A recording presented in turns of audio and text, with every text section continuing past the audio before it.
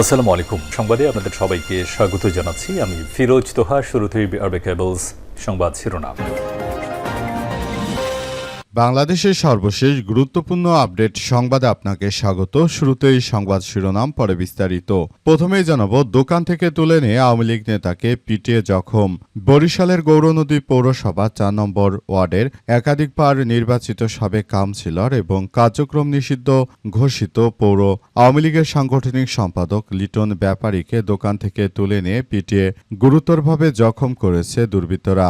সন্ধ্যায় গৌরনদী বন্দরের একটি মিষ্টির দোকান থেকে তাকে কৌশলে তুলে নিয়ে এই হামলা চালানো হয়। পরে স্থানীয় বাসিন্দারা তাকে মুমূর্ষু অবস্থায় উদ্ধার করে প্রথমে গৌরনদী উপজেলা স্বাস্থ্য কমপ্লেক্সে নিয়ে যান। সেখানে অবস্থার অবনতি হলে রাতে তাকে তাৎক্ষণিকভাবে বরিশাল শের-ই-বাংলা মেডিকেল কলেজ বা সেবাচিম হাসপাতালে ভর্তি করা হয়। এরপর জানাবো, হাসিনাকে নিয়ে এক ঢিলে বহু পাখি মারার অঙ্ক কষছে দিল্লি। প্রায় 2 বছর ধরে ভারতে পলাতক স্বৈরাচার শেখ হাসিনা নেতাকর্মীদের নিয়ে ডিসেম্বরে বাংলাদেশে ফেরত আসতে চান।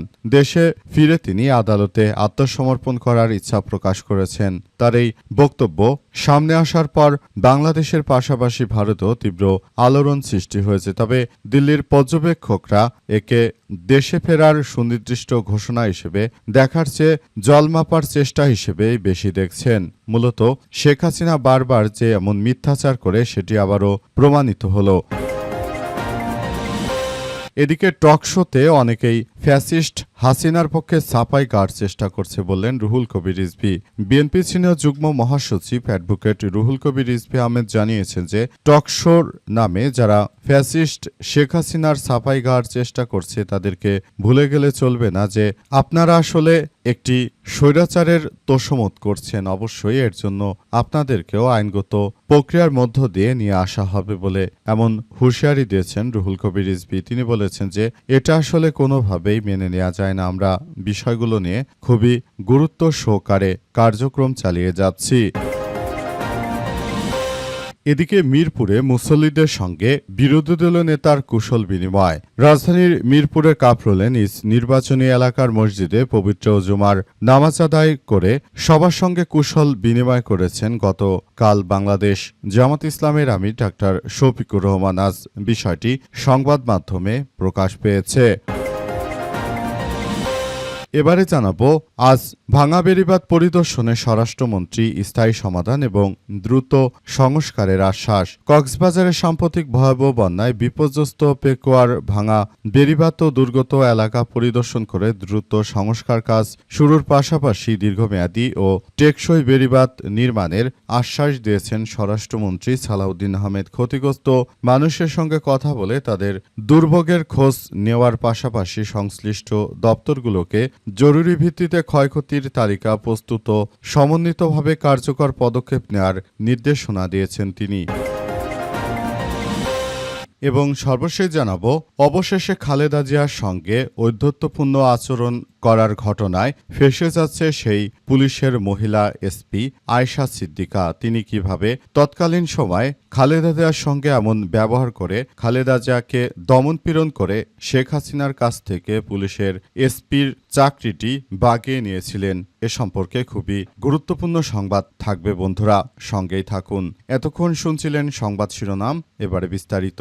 তবে তার আগে বন্ধুরা অনুরোধ থাকবে, এই সংবাদটিতে একটি লাইক দিন। এই চ্যানেলে আপনি নতুন হয়ে থাকলে আমাদের সংবাদটি দেখতে দেখতে চ্যানেলটি সাবস্ক্রাইব করে রাখুন। কমেন্ট করে বন্ধুরা আপনার মূল্যবান মতামত জানিয়ে দিন আপনি বিশ্বের কোন দেশ থেকে বা বাংলাদেশের কোন স্থান থেকে আমাদের সংবাদটি দেখছেন এবং শুনছেন। আর বন্ধুরা, সংবাদটি আপনার সোশ্যাল মিডিয়া ফেসবুকে শেয়ার করে বন্ধুদেরও দেখার সুযোগ করে দিন। গাজা যুদ্ধে আপনি যদি নিরীহ ফিলিস্তিনিদের ভালোবেসে থাকেন বন্ধুরা, কমেন্টে ইয়েস লিখে পুরো বিশ্ববাসীকে আমাদের এই তাজা আপডেটটি দেখার সুযোগ করে দিন। এবারে বিস্তারিত।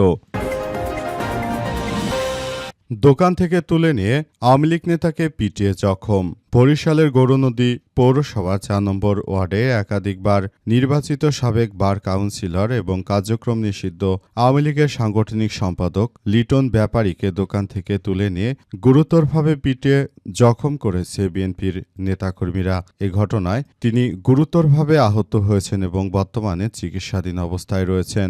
অনেকেই বলাবলি করছে যে বর্তমান সময়ে যে ধরনের কার্যক্রম শুরু হয়েছে তাতে করে বিএনপির নেতাকর্মীদের হাতে প্রতিনিয়ত এমনভাবে বেদম প্রহর করা হচ্ছে যেটা আসলে বলার ভাষা রাখে না। সবাইকে খুব বেশি হতাশার মধ্যে ফেলে দিয়েছে। আসলে নতুন করে দেশে যে ধরনের সন্ত্রাসী কার্যক্রম শুরু হয়েছে সেটা কোনোভাবেই মেনে নিয়ে যায় না। আসলে সারা দেশ জুড়ে এই ধরনের সন্ত্রাসী ও ধ্বংসাত্মক কার্যক্রম সবার জন্য এক ভয়াবহ বিপর্যয়কর পরিস্থিতির দিকে ঠেলে দিচ্ছে। পুরো রাষ্ট্রটি একরকম অরাজক পরিস্থিতির মধ্যে পড়ে গেছে অবস্থায়। শেষ পর্যন্ত পরিস্থিতি কোন দিকে যাবে সেটি এখন পর্যন্ত বলা যাচ্ছে না। সবাই যার যার জায়গা থেকে পরিস্থিতি মোকাবেলার চেষ্টা করছে, কিন্তু শেষ পর্যন্ত বিষয়গুলো আসলে কোন দিকে যাবে সেটি এখন পর্যন্ত বোঝা যাচ্ছে না। পুরো পরিস্থিতি এখন বিএনপির নিয়ন্ত্রণে থাকায় আওয়ামী লীগের নেতাকর্মীরা চরম বেহাল দশায় পড়েছে। হাসিনাকে দিয়ে এক ঢিলে দুই পাখি মারার চেষ্টা করছে দিল্লি। ভারতে অবস্থানরত শেখ হাসিনাকে নিয়ে এবার ফাঁদ পেতেছে নয়াদিল্লি। তারা এক হাসিনাকে ব্যবহার করে বাংলাদেশকে অস্থিতিশীল করার পাশাপাশি তারা এক ঢিলে দুই পাখি মারতে চায়। বাংলাদেশে যখন শেখ হাসিনা ছিল তখন আসলে যেভাবে শেখ হাসিনাকে তারা ব্যবহার করেছে সেটি নজিরবিহীন। তাই তো এত সমস্যার পর আসলে এই মুহূর্তে শেখ হাসিনাকে শুধুমাত্র তারাই আশ্রয় দিয়েছে। এ অবস্থায় আসলে পুরো পরিস্থিতি কোন দিকে যায় সেটি এখন পর্যন্ত বলা যাচ্ছে না। সবকিছু আসলে এক ভারতের অভ্যন্তরে নয়াদিল্লি এই মুহূর্তে বাংলাদেশকে তারা আসলে অস্থিতিশীল করে রাখার যে অপচেষ্টা করছে সেখান থেকে বাধা দেয়া হয়েছে। বিষয়গুলো আসলে সবার জন্য অত্যন্ত দুঃখজনক ব্যাপার। এই মুহূর্তে শেষ পরিস্থিতি আসলে কোন দিকে যাচ্ছে সেটি এখন পর্যন্ত বলা যাচ্ছে না। সবকিছু খুব খারাপ আকার ধারণ করেছে। দেখা যাক পরিস্থিতি ভারত আসলে কোন দিকে নিয়ে যায়, শেষ পর্যন্ত কি হতে চলেছে। শেখ হাসিনাকেই দিয়ে তারা আর কতটা বাংলাদেশকে অস্থিতিশীল করে সেটি এখন দেখার বিষয়।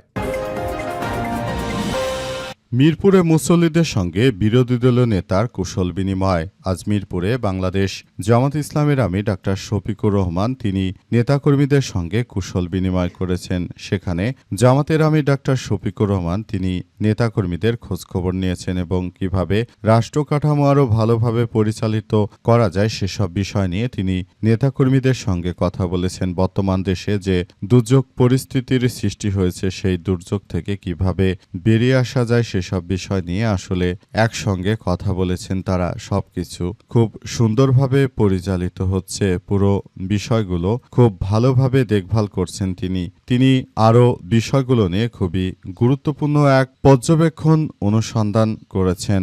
এছাড়াও তিনি নেতাকর্মীদেরকে বলেছেন যে আগামীতে কিভাবে তারা বিষয়গুলো নিয়ে আরও ভালো পর্যায়ে যাওয়া যায় সেটি নিয়ে তারা কাজ করছে।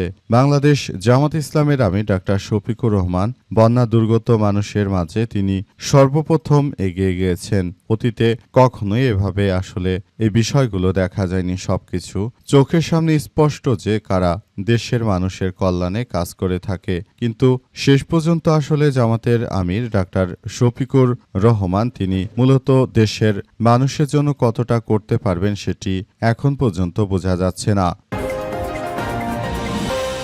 ভাঙা বেড়িবাঁধ পরিদর্শনে স্বরাষ্ট্রমন্ত্রী স্থায়ী সমাধান ও দ্রুত সংস্কারের আশ্বাস। কক্সবাজারের সাম্প্রতিক ভয়াবহ বন্যায় বিধ্বস্ত পেকুয়ার ভাঙা বেড়িবাঁধ ও দুর্গত এলাকা পরিদর্শন করে দ্রুত সংস্কার কাজ শুরুর পাশাপাশি দীর্ঘমেয়াদী ও টেকসই বেড়িবাঁধ নির্মাণের আশ্বাস দিয়েছেন স্বরাষ্ট্রমন্ত্রী সালাউদ্দিন আহমেদ। ক্ষতিগ্রস্ত মানুষের সঙ্গে কথা বলে তাদের দুর্ভোগের খোঁজ নেওয়ার পাশাপাশি সংশ্লিষ্ট দপ্তরগুলোকে জরুরি ভিত্তিতে ক্ষয়ক্ষতি তালিকা প্রস্তুত ও সমন্বিতভাবে কার্যকর পদক্ষেপ নেয়ার নির্দেশনা দিয়েছেন তিনি। আজ তিনি উপজেলা মেহেরনামা, উজানটিয়া ও বন্যায় সবচেয়ে ক্ষতিগ্রস্ত এলাকা ঘুরে ঘুরে তিনি এসব কথাই আমাদেরকে স্পষ্ট করেছেন। তিনি আরও জানিয়েছেন যে আমি যথাযথ সময়ে এখানে উপস্থিত হতে পারিনি, সুতরাং আমি আপনাদের কাছে ক্ষমা প্রার্থী। এ সময় স্বরাষ্ট্রমন্ত্রী সালাউদ্দিন আহমেদ আরও জানিয়েছেন যে আসলে বিষয়গুলো আমাদের সবার জন্য খুবই